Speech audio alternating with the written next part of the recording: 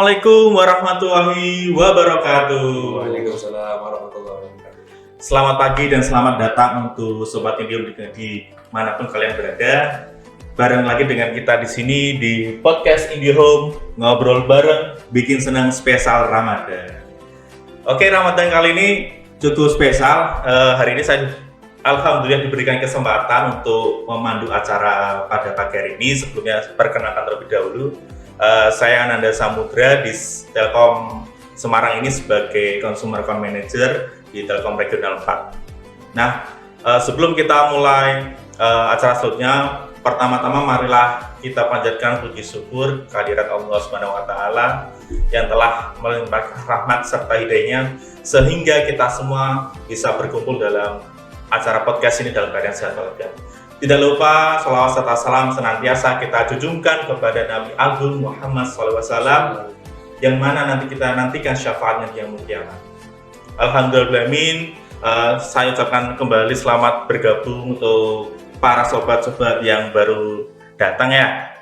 Nah, pada kesempatan yang berbahagia ini luar biasa, kita kehadiran narasumber dengan Ustadz Hanif Kurniawan. Assalamualaikum Ustadz. Waalaikumsalam warahmatullahi wabarakatuh. Selamat datang di podcast kami Ustadz. Senang sekali. Gimana kabarnya Ustadz? Alhamdulillah sehat. Alhamdulillah sehat dan semangat ya Ustadz untuk ya. kurang lebih 1 jam ke depan ya Ustadz ya. Kita ngobrol bareng, kita memberikan wawasan kepada teman-teman semua nih Ustadz. Temanya kali ini kita bagaimana sih mengisi Ramadan dengan kegiatan yang produktif Ustadz? Ya nanti monggo dari Ustadz bisa memberikan wawasan kepada teman-teman semua nih. Oke lah, sedikit saya perkenalkan nih Ustadz Hanif Kurniawan ini sekarang aktif di Majelis Ulul Albab ya Ustadz ya? Ya, saya sebagai pengasuh. Sebagai pengasuh, jadi itu kajian fikih itu Ustadz? Itu majelis ya, kita seperti ngaji kita, terus ngaji majelis sholawat dan lain-lain banyak sekali kegiatannya. Nanti akan saya ceritakan sedikit. Oh boleh sekali Ustadz. Siapa tahu mungkin yang dari ada sobat-sobat sekalian nih, mungkin ada yang setelah dari podcast ini ingin sedikit tahu lah nih kegiatan Ustadz selama ini tuh apa saja gitu kan. Ya. Dan kebetulan juga Ustadz aktif sebagai sekretaris Ustadz ya di LBNU Semarang dan Majelis Mubalikin Semarang Ustadz ya. Betul. Mungkin ada rencana nambah kegiatan lainnya Ustadz. Itu sudah luar biasa. Sudah luar biasa Ustadz ya. Apalagi kebetulan kita di sini terima kasih untuk waktunya nih Ustadz. Kebetulan ini sangat padat jadwalnya luar biasa nih, baru konfirmasi juga baru tadi malam Ustadz ya. Karena waktu tidak jadwal yang lain, tapi insya Allah bisa. Alhamdulillah ya, senang sekali. Nah mungkin untuk mempersingkat waktu Ustadz biar kita lebih cepat juga nih. Lebih baik. Nanti sama kan teman-teman banyak yang kepo nih Ustadz kan. Mau tanya ini ABCD kan biar waktunya lebih panjang gitu Ustadz. Jadi monggo waktu dan tempat saya persilakan kepada Ustadz. Terima kasih atas waktunya. Bismillahirrahmanirrahim. Assalamualaikum warahmatullahi wabarakatuh. Waalaikumsalam warahmatullahi wabarakatuh. Alhamdulillah. Salatu wassalamu ala rasulillah wa la hawla wa la quwata illa billahi aliyil amma ba'du. Allahumma sholli wa sallim ala sayyidina Muhammad wa ala ali sayyidina Muhammad. Alhamdulillah, mengucap syukur kehadirat Allah Subhanahu wa taala. Pada siang hari ini saya berkunjung di kantor IndiHome di Kota Semarang. Alhamdulillah dalam kegiatan podcast silaturahim yang luar biasa ini semoga bisa menambah keridhoannya Allah untuk kita bersilaturahim, tentunya keberkahan juga di bulan suci Ramadan. Dan tentunya teman-teman sekalian tak lupa selalu kita untuk membaca sholawat. Kita berharap semoga kelak nanti yaumul kiamah kita mendapatkan syafaat dari Nabi kita Nabi Muhammad SAW. Teman-teman sekalian, di kegiatan kali ini sebelumnya saya memperkenalkan diri. Saya ini nama tadi saya jelaskan bahwa saya sebagai pengasuh dari Majelis Ulul Albab yang kegiatannya itu ada kegiatan harian, mingguan, dan bulanan. Yang tahunan ada nggak Ustadz? Tahunan ada. Kegiatan harian kita ada rumah tabir, ada TPQ. Terus kalau kita bukan, kita ada kegiatan majelis taklim, ngaji kitab, fikih dan sebagainya. Dan bulanan kita ada majelis dzikir dan sholawat setiap bulan sekali. dan kegiatan tahunnya kita tablik akbar. Siap. Untuk 2 tahun ini kita libur karena corona.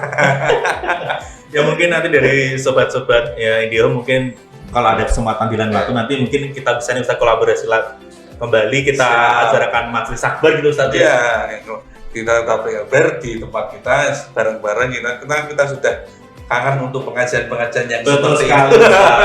Saya itu kan juga sebetulnya ikut di remaja masjid Ustaz. Saya di remaja masjid Baitur Rahman.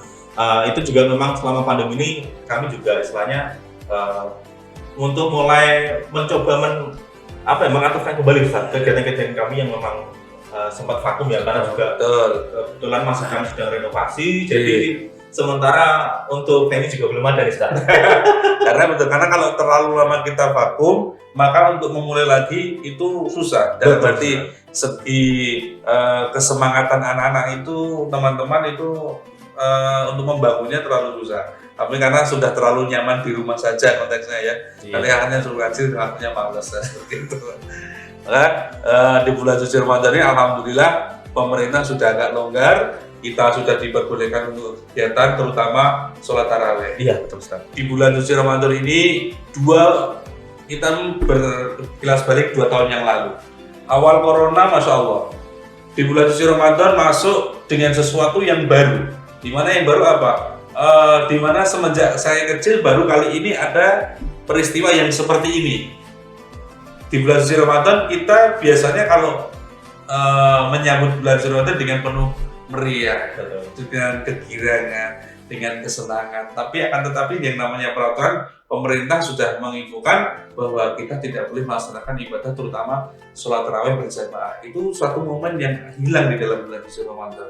Agaknya sepi gitu. Maka dari itu di bulan suci Ramadan kita sudah diperbolehkan ini, maka kita bareng-bareng kita semangatkan lagi, jangan kendor, jangan lopro untuk kita membangun di bulan suci Ramadan ini dengan penuh kegembiraan. Yang kemarin itu ibarat seperti ini, pemerintah mengatakan bahwa kita tidak boleh melaksanakan sholat tarawih berjamaah di masjid. Saya infokan bahwa ada 2 orang yang menanggapi hal seperti ini. Yang pertama, orang yang dianya itu memang senang sholat berjamaah di masjid, dan yang kedua memang dia tidak pernah. Maka ibarat seperti dokter ketika menginfokan kepada pasiennya, kamu itu punya penyakit yang penyakitnya kamu dilarang makan makanan yang manis. Padahal si orang tadi itu memang tidak suka makanan manis. Maka si pasien tadi, oke, tidak apa-apa, tidak masalah. Akan tetapi berbeda bagi orang yang ketika divonis dokter, kamu tidak boleh makan makanan yang berupa gorengan. Padahal saya kalau buka puasa, gorengan itu senang sekali. Wajib sama tangan Ustaz. Maka saya akan bagaimana caranya untuk mencari solusi supaya saya bisa makan gorengan tadi. Maka seperti halnya ketika kita terbiasa jamaah di masjid. Akan tetapi ketika hilang, maka kita akan mencari solusi bagaimana kita untuk bisa melaksanakan sholat jamaah di masjid. Nah, maka dari itu yang kemarin itu ibadah susah, alhamdulillah sekarang luar biasa. Kita sudah diperbolehkan di bulan suci Ramadan ini, kita silakan. Pemerintah menganjurkan kita mengadakan kegiatan apapun silakan. Yang penting tetap patuhi Protokol kesehatan. Itu nomor 1 ya guys. Protokol kesehatan, seperti itu. Nah, alhamdulillah ketika kita menyambut bulan suci Ramadan, sambutlah dengan penuh kegembiraan. Kenapa? Yang ditulisan di jalan-jalan itu Mas, tulisannya marhaban ya Ramadan. Itu bukan sekedar hanya tulisan saja. Tapi orang malahnya ya karena tulisan hanya lambang ya marhaban. Itu sebagai momen yang luar biasa. Kalau ada kata-kata marhaban yang artinya apa? Selamat datang. Kalau ada kata selamat datang berarti ada seorang tamu yang akan datang ke tempat kita. Ada tamu yang datang ke rumah kita. Kalau tamu yang datang ke rumah kita itu orang yang luar biasa, mungkin pejabat atau orang besar, wali kota atau gubernur, mungkin sekelas presiden, mungkin kita menyiapkan persiapannya kan masing-masing. Kalau dengan tetamu Pak RT mungkin ya yang disediakan air saja sudah cukup. Betul. Tapi kalau yang datang tamunya seorang wali kota, mungkin mempersiapkannya ya benar-benar tenang mempersiapkannya, masih mengeluarkan suguhan yang luar biasa, apalagi presidennya. Sama halnya marhaban ya Ramadan datang ke tempat kita. Ramadan menjadi tamu di tempat kita. Lah, kita menganggap Ramadan ini seperti apa? Seperti Pak RT, atau seperti wali kota, atau seperti presiden. Nah, kalau menganggap Ramadan yang datang ke tempat kita seperti Pak RT, ya wes kita biasa aja, puasa hanya menahan lapar dan ada cukup. Ibadahnya ya kadang gelem kadang enggak. Seperti itu. Tapi kalau kita menganggap Ramadan ini seorang yang tamu yang agung, seperti presiden mungkin, wali kota, gubernur ya, maka kita akan mempersiapkan Ramadan ini dengan penuh yang luar biasa. Contoh halnya kecil saja, di bulan suci Ramadan kita kalau berpuasa dari pagi sampai maghrib kita dilarang untuk makan dan minum. Yang kedua, kita dilarang untuk berprasangka buruk, kita dilarang bermaksiat, kita dilarang berucap yang buruk. Contohnya kalau kumpul-kumpul itu biasanya gibah itu luar biasa. Itu perkumpulan yang luar biasa itu. Nah, sudah kumpul membahas sesuatu, wah itu nikmat sekali. Itu nggak sengaja ya. Itu kalau sudah kumpul-kumpul terus bahas sama dikasih bumbu-bumbu itu menarik itu. Ya itu tidak terasa 1 jam 2 jam. Nah seperti itu. Jadi kita menjaga kualitas puasa kita dari kadar kita karena kita ingin menyambut tamu yang agung tersebut. Maka terus setelah kita puasa malamnya di bulan Ramadan kita disunahkan untuk sholat tarawih. Luar biasa. Kalau secara logika ya, logika saja. Kita paginya suruh tidak boleh makan dan minum. Malamnya kita suruh bersolat tarawih. Itu kalau secara logika berat, nggak mungkin katakan oh enteng, nggak mungkin. Itu kalau orang katakan mesti berat. Tapi yang membuat kita ringan apa? Kan seperti itu. Yang membuat ringan adalah keimanan kita. Semakin tinggi iman kita, takwa kita pada Allah, maka ibadah apapun yang kita laksanakan akan terasa ringan. Tapi kalau iman dan takwa tidak hadir di dalam hati kita, berat.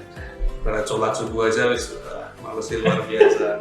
Sholat zuhur apalagi. Itu kalau kita tidak menyempatkan waktu ya, waktu kita contoh seperti kegiatan panjenengan yang bekerja di sebuah kantor. Zuhur waktunya sholat, kerjanya masih banyak. Mau sih nanti sampai asar. Asar mau sholat, lelah kok nandung ya. Ada tamu datang, tamu penting, diundang apa mungkin dipanggil sama bapak pejabat atau bapak atasan pimpinan. Udah sampai jam 5, wah jam 5 waktunya untuk pulang kerja. Sholatnya tak di rumah saja. Sampai pulang di rumah ternyata jalannya macet. Ya, jalannya macet. Wah, sholat di jalan tidak mungkin. Akhirnya sampai rumah sholat waktunya ini bisa. Akhirnya ya wes sehari di sholatnya dirapel. Sholi fardhu dhuhri wal asri wal maghrib wal isya. Seperti itu. Jadi kualitas ibadah kita harus dijaga betul-betul seperti itu.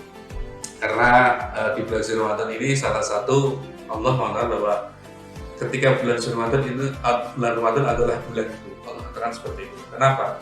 Karena di bulan ini Allah memberikan maghfirah yang banyak, luar biasa.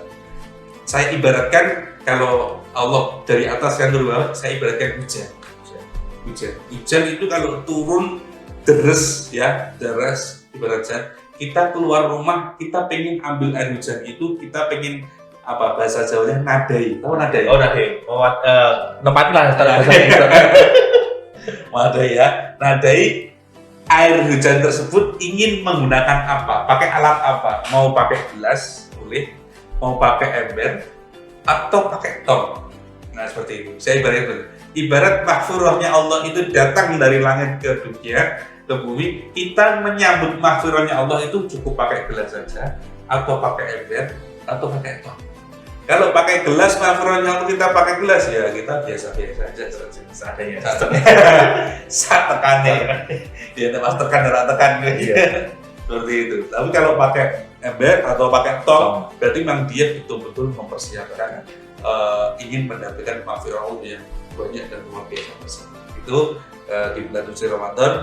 Makanya di bulan Ramadan ini kita mengistiqomahkan kegiatan-kegiatan kita yang tadi dikatakan bagaimana sih di bulan Ramadan kita mengisi kegiatan apa ya itu tadi pilihannya banyak tergantung kita ini menyambut dari awal dulu kita ini anggap Ramadan seperti apa.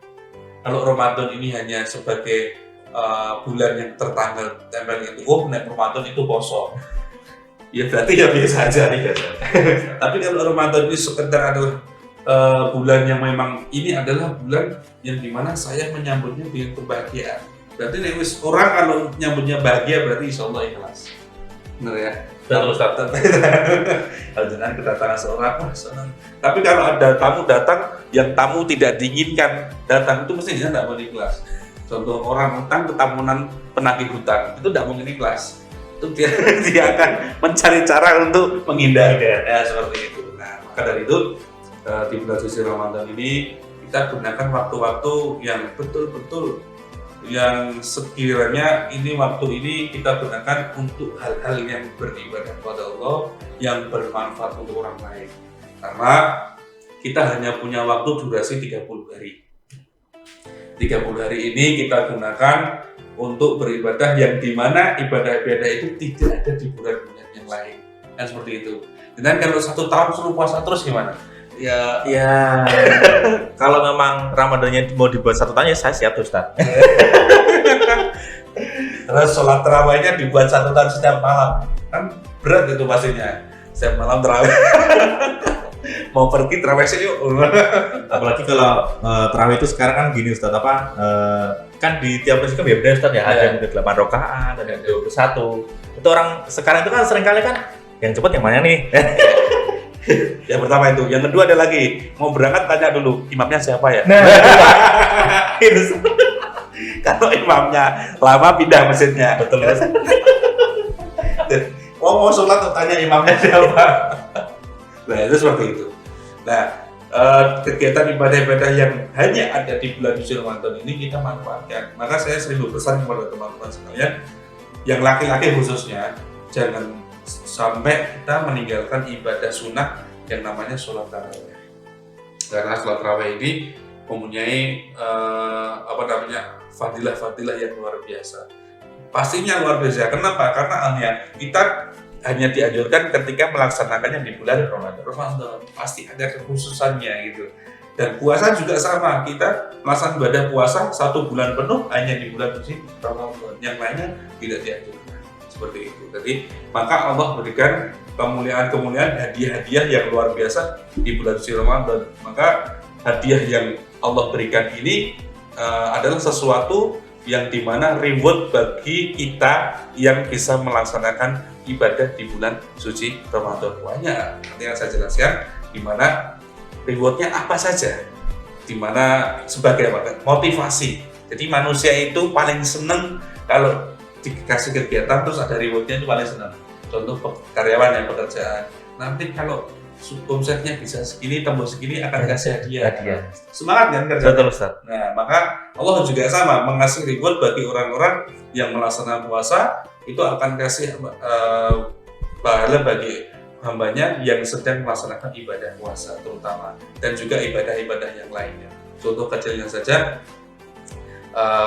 di mana tidurnya orang yang berpuasa itu dinilai ibadah, Ustaz. nilai ibadah Luar biasa.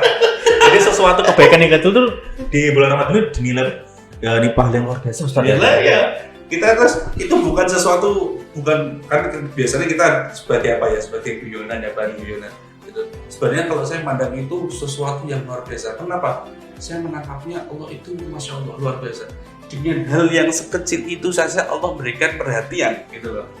Kita tidur di bulan Ramadan, dalam arti tidurnya memang betul-betul memang tidur untuk mungkin mengurangi lelah, tidurnya mengurangi sesuatu kegiatan yang tidak bermanfaat, itu dihitung ibadah. Kalau di bulan selain bulan Ramadan tidak, hukumnya mubah itu. Tapi kalau di bulan Ramadan hukumnya berpahala. Mubah itu ketika boleh dilaksanakan, boleh tidak. Seperti makan juga sama. Maka di pembahasan tidur saja beribadah, apalagi yang lain. Baca Quran, sholawat, dzikir, sholat sunnah, itu pasti nilainya lebih tinggi kan seperti itu. Tidur aja bukan berarti terus tidur terus ya. Habis sholat subuh tidur, bangun jam 4. Enak banget nih. Puasanya 2 jam doang. Seperti itu. Jadi hal yang kecil itu Allah memprediksi atau memberikan reward yang luar biasa. Itu salah satunya seperti itu. Terus tadi saya katakan di hadis Abu Hurairah dikatakan bahwa selanjutnya Allah memberikan ribut lagi hal yang kecil, bahwa mulutnya orang yang berpuasa lebih harum daripada minyak misik di sisi Allah. Sisi Allah ya, bukan di sisinya jenengan. Kalau di sisi kita Bukan berarti terus kita kasihkan bahwa banyak ketemuan wanita, tidak, di sisi Allah. Dalam arti apa? Karena orang yang berpuasa itu mulutnya pasti bau, nggak mungkin enggak, karena asam lambungnya itu pasti akan naik terus membuat bau yang tidak enak. Dan yang sesuatu yang buruk yang mungkin tidak baik itu di mata Allah luar biasa. Seperti itu nikmatnya luar biasa. Apalagi kita gunakan mulut kita tadi untuk membaca Al-Quran, untuk berkata-kata baik. Ibadah yang berkata baik, saya katakan ibadah yang berkata baik. Saya katakan ibadah. Kenapa? Orang berkata baik itu susah.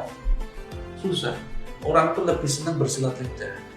Contohnya dalam hal kepepet, di mana sesuatu yang itu harus berbohong, tapi panjenengan tetap menegakkan.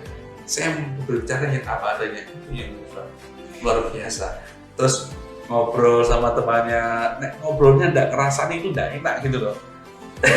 Jadi ngobrol sama temannya ya, ngobrolnya nggak ditambahin bumbu-bumbu itu nggak enak. Itu harus ditambahi yang membuat obrolan itu menarik. Nah itu yang seperti kita katakan bahwa kita harus perlu bersyukur sama Allah. Bersyukur apa? Pertama, saya bersyukur dengan Allah menjaga hati kita. Yang kedua, kita bersyukur Allah menjaga lisan kita. Yang kedua, kita bersyukur Allah menjaga diri kita. Hatinya kita bersyukur kenapa? Ya Allah, kita namanya hati manusia itu sabit qalbi ala dinika wa ta'ati. Allah itu zat yang membolak-balikkan hati. Hatinya kita pas dhuwur, Masya Allah, seperti malaikat. Ibadah, tekun, sedekah banyak, Masya Allah, luar biasa. Pas dhuwur, pas rendah, Masya Allah, mungkin bisa dikatakan lebih buruk daripada iblis.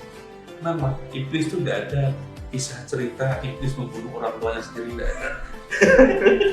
Tapi manusia sekarang, Masya Allah, ya luar biasa, berita-berita itu ya luar biasa. Terus karena di dalam hati kita masih banyak penyakit-penyakit hati yang harus kita perbaiki, seperti penyakit yang hati yang paling Allah benci itu sombong itu, Masya Allah. Kalau ada sifat itu di dalam hati kita harus banyak dia untuk berobat hatinya, baca istighfar atau yang lain. Yang kedua, syukur bilisan, mensyukuri lisan kita. Alhamdulillah sampai hari ini Allah masih menjaga lisan kita untuk berbuat baik, berucap baik, berkata yang jujur dan lain-lain. Karena sekarang saya tuh udah bicara loh, saya cuma ngetik WA loh. Nah itu sama saja menyebarkan berita hoax lewat lisan, melewati jari-jari tangan kita, seperti itu kan. Kita ngetik dan sebagainya, itu ibaratkan mewakili saja. Jadi yang sekarang saya dikirim di share udah panjang, terus ada tulisan bawahnya di HP engineer apa. Kalau saya itu baca selengkapnya. Okay. Kalau saya mungkin tolong dikirimkan ke grup berapa grup gitu. Baca dia yang ngirim nggak baca, mau saya suruh baca sebelum bacanya. Seperti itu ya. Maka bersyukur lisan kita, di mana lisan kita alhamdulillah bicara. Seperti Rasulullah mengajar kita. Rasulullah itu mengajarkan, Rasulullah adalah orang yang rahmatan lil alamin. Rasulullah itu orang yang kalau dakwahnya, kalau saya katakan 100%, 80%-nya penuh dengan kasih sayang. Rasulullah, Masya Allah, kisah ceritanya banyak. Salah satunya seperti ini, tentang permasalahan menjaga lisan, seperti di bulan suci Ramadan. Karena bulan Ramadan itu mungkin kalau kita ibadah sholat sunnah atau apa mungkin bisa lakukan, tapi kalau ibadah yang namanya jaga lisan tadi, Masya Allah, berat. Rasulullah suatu hari diundang sama sahabatnya, ya Rasulullah datang ke rumah saya ingin bersyukur karena saya habis dapat rezeki yang banyak. Saya di rumah banyak buah-buahan, banyak makanan di rumah saya. Benar, Rasulullah hadir bersama beberapa sahabat. Sampai di rumahnya, Rasulullah disuguhi buah kesukaannya, anggur. Nah, ini saya mau contohkan di sini, makanya ya bulan puasa ya. Terus ya udah. Kita belum bisa menyediakan. Terus Rasulullah makan anggur. Yang sahabat itu bingung. Biasanya Rasulullah itu kalau dahar 3 kali sudah cukup. Terus habis itu makanya dikasihkan para sahabatnya. Tapi ini enggak, anggur satu tempat ini dihabiskan semua. Akhirnya selesai makan, terus Rasulullah pamit, mengucapkan terima kasih sudah memberikan hidangan yang nikmat. Kalau seperti itu kira-kira tuan rumahnya senang dan mau kan ya? Itu luar biasa, senang sekali Ustaz. Dengan ketamunan pejabat, disuguhi makan, dihabiskan makanannya, kan merasa puas kan? Ya, bagian sederhana Ustaz. Seperti itu, sudah dimasakkan banyak, dihabiskan semua, itu merasa hatinya sudah lego kan ya, seperti itu. Rasul mengucapkan pamit dan tuan rumah merasa puas, pulang. Di tengah jalan, Rasul mengatakan, ya sahabatku, ketahuilah bahwa anggur yang tadi disiapkan, yang saya makan tadi, rasanya kecut dan tidak enak. Tapi Rasulullah darahnya, Masya Allah, enak. Bisa tidak? Jadi wali tidak bisa seperti itu. Kalau saya mungkin Ustadz ya, makan udah habis. Ngomongnya belakangan Ustadz. Kemarin tuh aku ke rumah si A nih, aku dikasih ini, cuma rasanya kok kayak gini ya. Ya banyak seperti itu. Kalau di rumah itu kumpulan mungkin arisan RT atau apa, baru datang duduk keluar menunya, Gimana? soto meneh. Saya pernah itu kalau di bulan Maulid kan ada sahur Maulid ke rumah-rumah ya. Rumah-rumah. Lah, rumah ini selisih 3 rumah. Hari ini menunya mie ayam. Besok mie ayamnya dipanggil sebelahnya mie ayam. Besok dipanggil sebelahnya mie ayam lagi. 3 hari mie ayam terus sama jamaah ini. Besok mie ayamnya nggak termakan. Seperti itulah. Jadi Rasulullah seperti tadi, karena Rasul ingin menjaga lisannya supaya tidak menyakiti hati tuan rumahnya sampai segitunya. Maka ini sebagai pelajaran kita, kalau kita bertamu ke rumah orang atau ke siapapun, ketika kita dikasihkan suguhan, kita kalau bisa jangan nolak. Kita ibarat puasa sunnah ya, berpuasa sunnah. Kita dianjurkan boleh minum atau makan. Nanti kita dianjurkan puasa lagi. Secukupnya saja. Untuk apa? Menghormati tuan rumah. Tapi puasa sunnah loh ya. Iya, Bukan puasa wajib. Iya, Ustaz. Siap. Soalnya kalau berarti apa? Berarti menjaga hati orang lain itu lebih tinggi derajatnya, seperti itu. Nah, katakan menjaga lisan untuk hati itu berarti derajatnya tinggi daripada ibadah nilainya. Dia ibadah puasa diperbolehkan, jangan nolak. Udah, aku masih puasa ngebleng. Nah, boleh ya, seperti itu. Itu salah satu Rasulullah menjaga lisannya untuk baik, apalagi di bulan Ramadan ini. Selain menjaga kualitas ibadah kita, kegiatan kita berbanyak, dan juga kita menjaga diri kita untuk mengurangi kegiatan-kegiatan yang bernilai maksiat. Seperti halnya kita yang dulunya sering meninggalkan ibadah-ibadah sholat, Mas. Ya ini bukan hal yang baru, karena masih banyak teman-teman kita, saudara kita yang muslim juga mau ibadah melaksanakan sholat itu masih merasa berat. Mungkin teman-teman yang jelas juga ada. Mungkin ada yang bisa dibilang tunggu Ramadan Ustaz. Jadi ini memang permasalahan ini karena apa? Ya masih banyak saudara kita, teman-teman kita ibadah puasa pun juga masih belum bisa ya, merasa tidak kuat. Wah, udah kuat puasa dari pagi, atau mungkin ibadah sholat, kamu sholatnya menguat karena apa? Belum tertutup imannya. Maka itu, dan kita tidak boleh menyalahkan mereka. Wah, nyala poso, nyala sholat, besok dosa nggak berokok, tidak boleh. Saudara-saudara kita yang seperti itu, teman-teman kita yang seperti itu, apalagi di bulan Ramadan ini, itu adalah nilai dakwah kita untuk menyampaikan kepada mereka. Saya katakan pada teman-teman sekalian, panjenengan semua itu boleh berdakwah, boleh mengajak temannya, tidak harus jadi kiai, tidak harus jadi ustaz. Andai kata jenengan punya ilmu sedikit, ajak teman jenengan untuk contoh sekecil saja. Di sana ada kajian, yuk ajak karena kajian. Di sana ada waktunya sholat, Allah, ayo kita waktunya sholat kita ajak. Itu sudah nilai dakwah. Dan jenengan tidak diwajibkan untuk menyadarkan mereka, tidak boleh. Hanya boleh mengajak saja. Karena menyadarkan itu hidayah dari Allah. Jadi kalau hidayah itu kalau harus datang dari kita berat.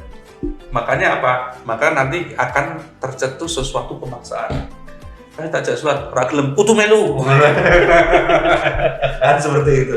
Tidak, seandainya dia tidak mau itu, tidak masalah, besok dia jalani. Rasulullah juga seperti itu. Rasulullah itu dakwanya Masya Allah luar biasa. Andai kata mungkin ya belum ada tandingannya, contoh kecilnya. Pernah dengar kisahnya Rasulullah itu di tengah pasar menyuapi seorang pengemis buta. Jadi Abu Bakar ketika Rasulullah sudah meninggal kan, Abu Bakar bertanya pada istrinya Aisyah, ini kegiatan apa yang Rasulullah pernah lakukan yang belum pernah saya lakukan?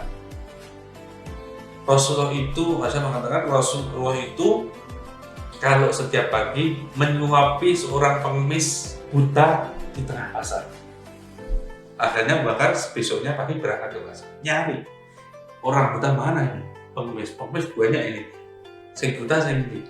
Terus yang dicari ditunjuk. Ketika Abu Bakar mau datang ke sana, itu merasa tidak yakin, tidak mungkin Rasulullah menyuapi orang tersebut. Kenapa? Karena orang buta tadi setiap hari mengumpat. Ketika didatangi, dia kan orang buta, dia mengemis. Jadi setiap dia itu berkata, jangan percaya kalian. Muhammad itu bukan Rasulullah, Muhammad itu bukan utusan Allah. Wah, itu mengatakan seperti itu. Muhammad itu orangnya tidak baik. Jangan ikuti orang-orang seperti itu. Bahkan mendekati kok orang pengemis itu kok bicara seperti itu. Serasa tidak percaya. Rasulullah setiap hari nyuapin orang itu. Akhirnya ketika didekati orang buta tadi disuapin tahu kata. Ketika disuapi, ketika dimakan si pengemis tadi bilang, nek cara Jawa ini makanannya dilepeh, bahasa Indonesianya apa? Mengeluarkan makanan dalam mulut. Kok gak enak, kok panjangnya Ustaz ya? Ya itu dikeluarkan, terus si pengemis tadi bilang, siapa kamu? Kamu itu bukan orang yang biasa menyuapi saya. Orang yang biasa menyuapi saya itu dia orang yang lemah lembut, orang yang sangat santun, dan dia orang yang harusnya pantas jadi nabi, pantas jadi rasul, bukan Muhammad. Nangis kepada Barat. Coba nih jenengan seperti itu bisa. Nyuapi orang, nyuapi teman jenengan, tapi dia ngumpat jenengan. Nggak pantas kayak seperti itu. Akhirnya si Abu Bakar berkata, ya Fulan, orang yang setiap hari menyuapi kamu itu adalah yang engkau umpat tadi, yang engkau apa? Yang berucapkan yang buruk tadi. Akhirnya pengemisnya nangis. Nah, Rasulullah sudah meninggal. Ceritanya gitu. Ya. Jadi Abu Bakar itu menggantikan. Rasulullah itu Abu Bakar itu melaksanakan kegiatan Rasulullah yang belum terlaksana, yang masih putus atau masih belum selesai, Abu Bakar yang menyelesaikannya seperti itu. Kan itu suatu dakwah yang berarti menandakan Rasulullah itu dakwahnya Masya Allah luar biasa. Dengan orang yang setiap hari mengumpatnya, tapi Rasulullah dengan penuh kasih sayang, Masya Allah. Nah itu kita belajar apa? Belajar untuk nek cara Jawa nerimo ing pandu. Jadi memang kalau kita menuruti kata-kata orang nggak ada habisnya. Maka kita di bulan suci Ramadan ini selain kita beribadah ya kita belajar untuk pertama tadi menjaga lisan kita, menjaga hati kita. Kalau ada sesuatu yang memberikan dampak negatif kita ya kita berdoa aja ya Allah semoga itu menjadi ampunan untuk dosa-dosa saya seperti itu. Karena ya kalau kita nuruti seperti itu emosi terus sih. Terus selanjutnya di bulan suci Ramadan untuk mengisi kegiatan-kegiatan tadi Rasul mengatakan bahwa di bulan suci Ramadan adalah bulan yang penuh hikmah, bulan yang penuh ampunan. Maka kita membahas bulan Ramadan dan juga Ramadan adalah bulan yang mulia di mana diturunkannya Al-Quran. Ya, dikatakan di tanggal biasanya kita adakan kegiatan nuzul Quran itu ya, tanggal 27. Di situ yang diturunkan kitab yang paling mulia, diturunkannya di bulan yang mulia, yang menerima adalah orang yang mulia. Masya Allah, luar biasa kan? Maka di bulan Ramadan kita disunahkan untuk membaca Al-Quran. Dalam arti kata-kata baca Al-Quran itu tidak ada target harus hafal berapa kali. Bahasanya hafal berapa kali ya? Kalau sekarang kok Belum berapa kata Ustaz. karena berlomba-lomba wastabikul khairat. Nanti ketika di bulan suci Ramadan ini kita menambah kegiatan kita yang mungkin ya di bulan suci Ramadan ini, dan selain di bulan Ramadan mungkin baca Quran kita susah, tapi di bulan Ramadan ini kita seakan-akan akan lebih mudah. Nah, pertama yang jelas adalah temannya banyak bersama-sama baca Al-Quran. Contoh kita kalau tarawih dan namanya tadarus seperti itu. Terus mungkin kalau setelah selesai sholat kita paling tidak berapa ayat kita baca, tidak usah banyak-banyak, mungkin 1 juz cukup ya. 1 juz cukup ya kan? Cukup Ustaz. Cukup lama Mas ya. Cukup lama. Tapi kalau di bulan Ramadan, saya pikir juga gak akan terasa Ustaz ya. Ya. Apalagi kan niatnya tuh insya Allah pahala yang itu Ustaz ya.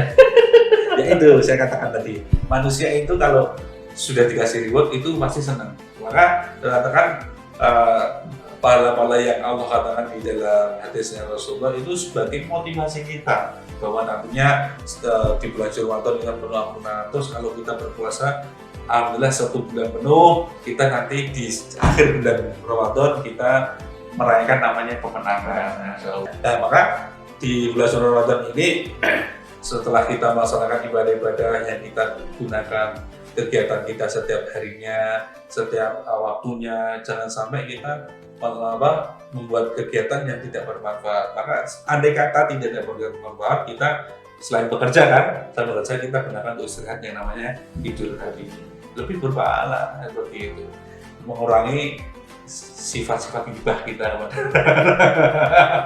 Tapi kalau kerja tidur nggak boleh ya.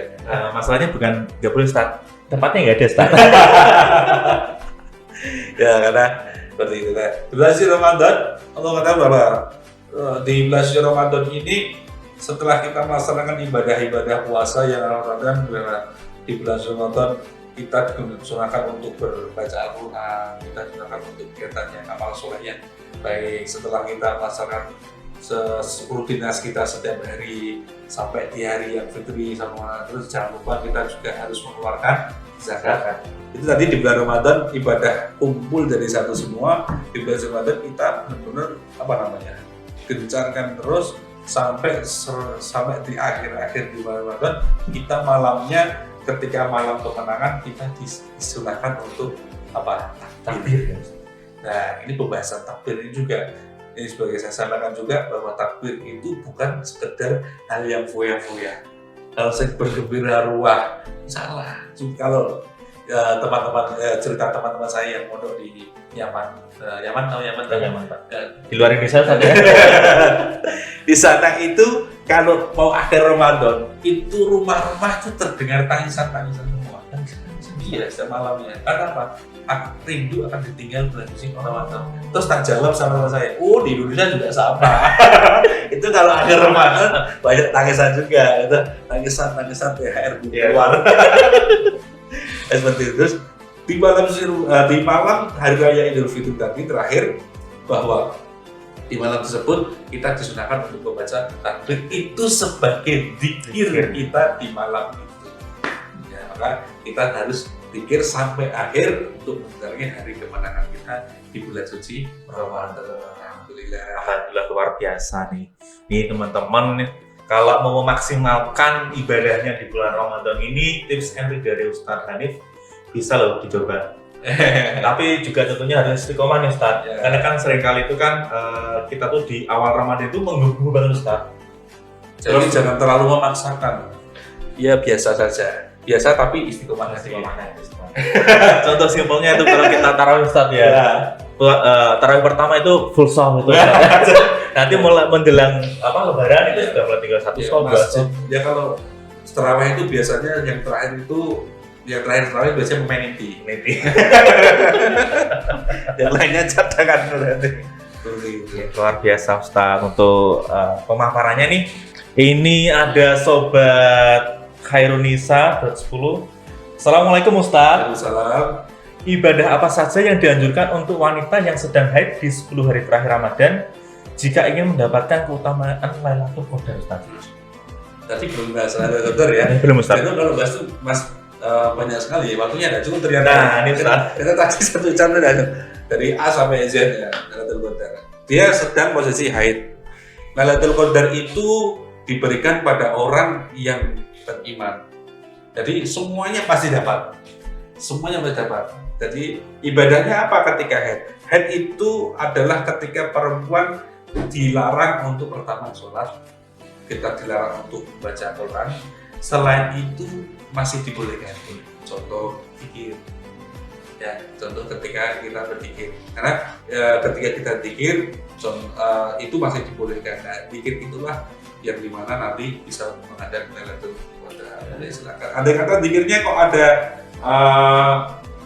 bacaan-bacaan yang dilakukan boleh. Contoh zikirnya baca surat Al-Ikhlas. Ya, zikir boleh diniati untuk zikir, bukan untuk membaca Quran, boleh, nggak apa-apa, boleh itu. Jadi boleh silakan ikut sahur juga boleh kok, ikut buka puasa juga boleh. Orang kan itu sahur boleh. Dari sahur ke sahur, buka ikut buka. Ya, puasa tidak ikut puasa karena tidak boleh kan, seperti itu ya. Siap nih, ada dari si LD Soul. Sahkan puasa ketika saya lupa berniat dan tidak sahur karena tertidur hingga matahari terbit, Ustaz. Oh ya, jadi gini, mazhab Imam Syafi'i itu diwajibkan untuk menginapkan niat di malamnya. Jadi waktunya niat itu di bulan Ramadan ketika masuk kita buka puasa sampai nanti adzan subuh. Jadi di malam tersebut kita harus mencari niat. Kalau di kitab Safinah itu dari Madhab Syafi'i tadi bahwa menginapkan niat itu hukumnya wajib. Maka jangan lupa biasanya orang kalau tidak terawih biasanya lupa niat ya. Biasanya kan ikut Bilal, Ustaz ya. Nah, maka ketika kita lupa niat, di sana diterangkan bahwa ketika kita lupa niat, kita tetap diwajibkan untuk puasa dan juga kita diwajibkan untuk mengkotornya. Puasa tetap wajib, tapi tetap wajib kotor. Karena kita puasanya tadi kita belum dilandasi dengan niat seperti itu. Maka tapi ada beberapa mazhab yang mengatakan bahwa ada yang niatnya kita fullkan 1 bulan di awal Ramadan kemarin, itu juga ada. Tapi itu pokok silakan untuk beberapa mencari guru untuk memperjalan. Kalau dari saya jawabannya tadi ini masalah fikih soalnya. Fikih itu konteksnya luas ya. Jadi kalau mazhab Syafi'i itu harus mengingatkan niat. Andai kata lupa niat tadi tetap wajib puasa dan tetap tadi harus mengganti terus. Lalu ada dari sobat Yanil V_24. Ustadz, bagaimana cara mendakwahkan semangat fastabiqul khairat di lingkungan keluarga, Ustaz? Wah, itu berat itu. Di lingkungan keluarga, karena kita kan keluarga setiap hari ketemu ya. Nah, itu Ustaz. Apalagi dakwah dengan keluarga. Itu karena ini, kalau dakwah keluarga itu kita mendakwahnya bukan dengan seperti orang lain. Jadi seperti saudara.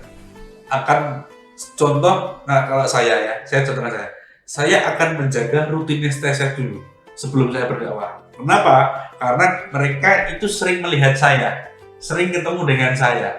Maka dengan melihat dan mengetahui kegiatan saya saja, mereka sudah tahu dan mereka akan meniru. Berbeda dengan saya ketemu dengan saya dakwahi. Belum pernah kita ketemu, tapi wah, ya. Tapi kalau keluarga setiap hari kan ketemu. Maka saya syaratkan pertama, jaga kualitas ibadahnya, jaga keistiqomahan ibadahnya, baru nanti kalau sudah melaksanakan itu silahkan untuk mengajak mereka keluarga dengan untuk contoh ya, mungkin ada suatu keluarga yang di sana sholat 5 waktunya mungkin masih bolong, puasanya mungkin masih belum full, maka kita lakukan pertama sholatnya kita jaga dulu, terus ibadah puasa kita jaga dulu, setelah itu kita mulai yuk puasa nih terus yuk sholatnya terus seperti itu. Dan itu sebetulnya kalau andai kata kita, karena di keluarga itu berbeda dengan orang lain ya. Terus kalau di keluarga andai kata kita tidak menjaga tadi keistiqomahan kita kalau ngasih tahu sama keluarga kita, ya sholat tuh halah, nggak tahu sholat tuh akan ada sholat. Seperti itu takutnya seperti itu. Jadi dijaga dulu kualitas ibadahnya dia, istiqomahnya dia, baru nanti kasih ke orang lain, ke saudaranya atau keluarganya. Seperti itu. Siap, Ustaz. Ini ada pertanyaan dari sobat Yarham_Y12. Bagaimana menumbuhkan keistiqomahan, Ustaz, dalam beribadah yang seringkali itu naik turun itu? Ini problematika mungkin hampir sebagian orang, Ustaz ya? Banyak Orang ya? termasuk saya juga. Karena maka saya katakan tadi, itu masalah adalah hati. Sabit qalbi ala tilka qalbi. Hati ini yang memuliakan Allah. Maka kita berdoa, ya Allah tetapkan hati saya selalu beristiqomah. Karena yang namanya istiqomah itu mengatakan bahwa hatinya manusia itu bisa setinggi malaikat, bisa serendah lebih daripada iblis. Maka kita jaga istiqomah kita dengan apa? Dengan kita merutinitaskan kegiatan-kegiatan kita. Ya memang harus dipaksa. Contoh seperti yang kecil saya itu kalau habis sholat maghrib itu baca Quran atau benar. Saya itu kalau habis sholat subuh itu baca zikir. Nah, kegiatan yang seperti itu jangan ditinggalkan.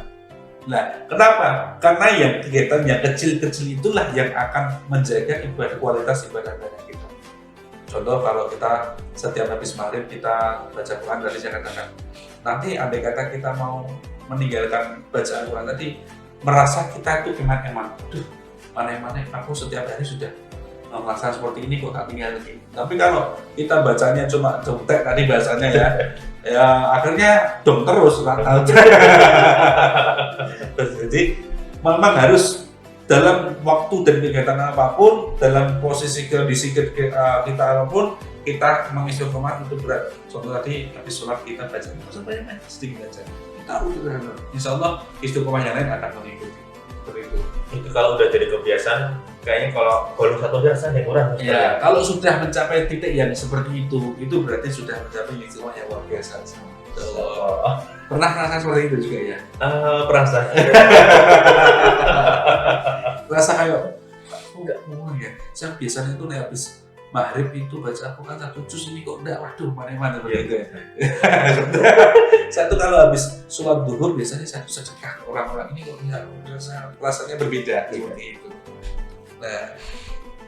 Nah ini ada pertanyaan dari Sobat Natsma_Inggara. Bagaimana menjelaskan kepada anak tentang arti penting puasa dalam Islam selain menjelaskan itu sebagai sebuah kewajiban? Gimana? Bagaimana menjelaskan kepada anak tentang arti puasa dalam Islam Ya. selain puasa itu ada kewajiban, Ustaz? Oh iya. Ini berarti kan kita tarbiyah, mendidik anak kita untuk bisa mengerti yang namanya bulan suci Ramadan, ibadah namanya puasa. Iya. Padahal di bulan suci Ramadan itu kita harus puasa, melatih ya. Iya, melatih, Ustaz. Ini saya punya anak umur 5 tahun ini, tak latih puasa. Dan paling tidak dia kalau sahur tak bangunin. Ya dia tahunya kalau jam 3 bangun, terus kalau pagi ya tetap makan. Wah, Mas ini hari ini puasa ya, namanya anak saya Mas Azam hari ini puasa ya.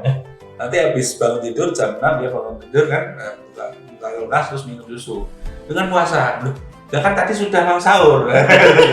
Jadi mengenalkan anak kita itu sebelum balik itu diperbolehkan dan dianjurkan. Nanti seandainya dia sudah balik, nanti dia sudah tidak kaget. Terus mengajarkan puasa kita jelaskan dengan edukasi. Anak sekarang itu lebih berbeda dengan zaman dulu ya.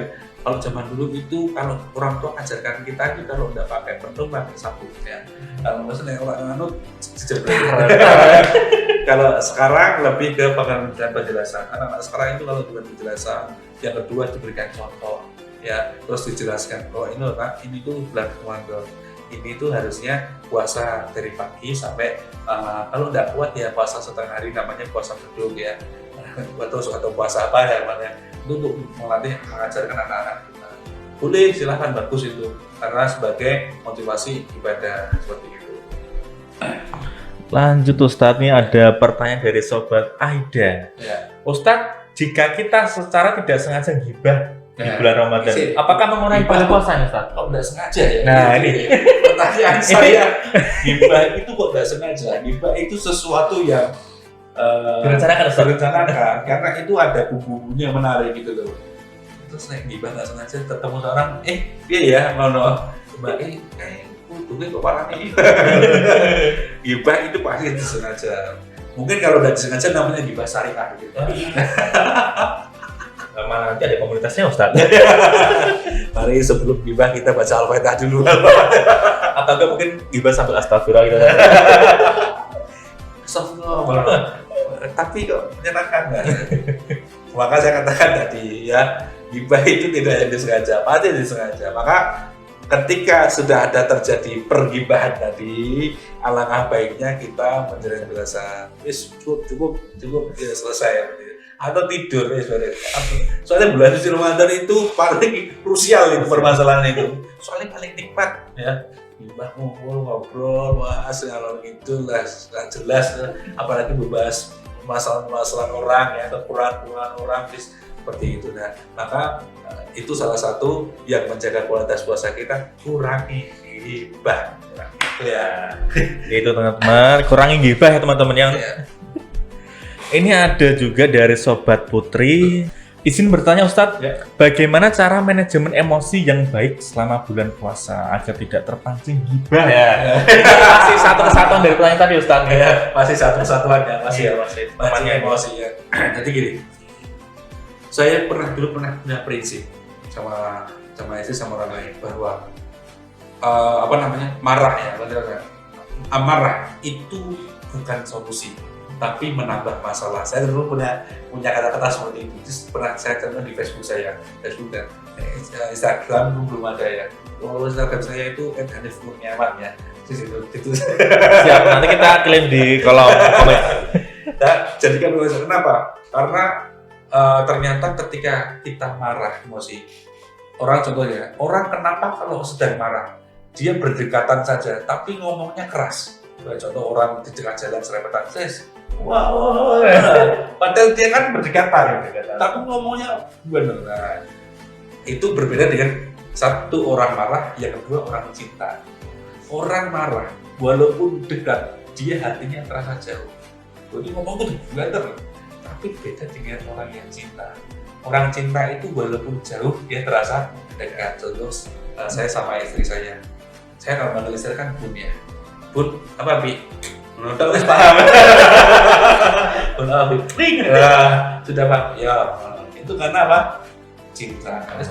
Walaupun jauh tapi hatinya terasa dekat. Maka tadi bahasa untuk amarah tadi, emosi tadi itu perlu kita jaga dengan banyak apa? Banyak istighfar. Orang kalau sering istighfar ya, dalam arti sering ya, dalam arti bukan hanya setelah sholat saja. Jadi istighfar itu tidak hanya selesai sholat saja ya. Kita baca istighfar hanya 3 kali bahasa astagfirullah, sudah cukup. Tidak.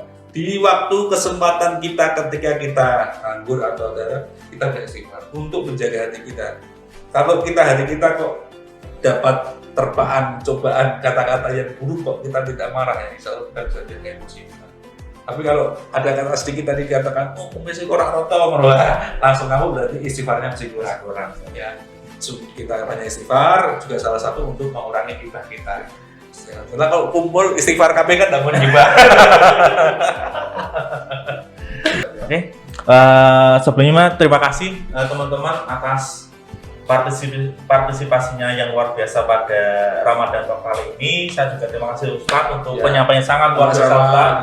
Mohon maaf kepada teman-teman apabila dalam pelaksanaan kegiatan ini masih ada kekurangan dan salah kata dari kami dan panitia. Dan semoga kita senantiasa dalam lindungan Allah, diberikan kesehatan, keselamatan, dan tentunya dipertemukan dengan Ramadan yang di tahun-tahun yang akan datang, Ustaz. Ya mungkin terima kasih Ustaz untuk kesediaan waktunya. Sampai berjumpa di kesempatan Ustaz ya. Insyaallah. Oke, kira-kira gitu saja teman-teman sobat IndiHome dimanapun kalian berada. Sekian untuk acara kali ini. Saya akhiri. Billahi taufiq wal hidayah. Wassalamualaikum warahmatullahi wabarakatuh.